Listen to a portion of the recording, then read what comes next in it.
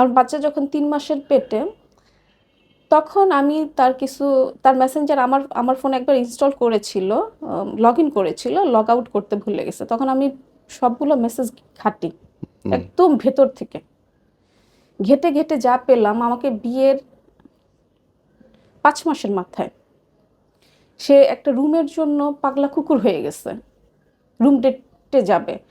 তার যত মানে ফ্রেন্ড ছিল তাদেরকে সবাইকে বলতেছিল যে আমার একটা রুম ম্যানেজ করে দিতে হবে। তার গুণধর বন্ধুরা কেউ বলছিল রিসর্টে যাও, কেউ বলছিল অমুকের ফ্ল্যাটে যাও, তমুকের। ফাইনালি সে একটা পায়, সেটা আমার বাসার কাছেই। তার এক ফ্রেন্ডের রুম পায়, গেছে কিনা তা আমি জানি না, যেহেতু রুম পাইছে, টাইমও আছে। আর বাকি কনভারসেশন ছিল কলে।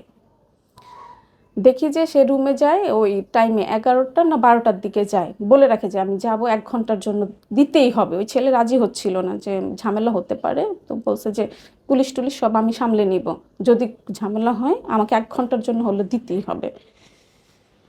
তো তখন মনে হয় রোজার মাস ছিল, আমি তাকে ব্যাপারটা জানাইলাম। তখন সে অফিসে, বাসায় এসে দেখে আমি কোরআন পড়তেছি। সে কোরআন ছুঁয়ে বলে যে এগুলো সব মিথ্যে, এগুলো সব মিথ্যে। আচ্ছা ঠিক আছে। তারপর আমি ভাবলাম যে জেনে যখন গেছি, শুরুতে এটাকে শেষ করতে হবে। আমি জানালাম জানালাম, বাট তার বোন কোনো রেসপন্স করলো না।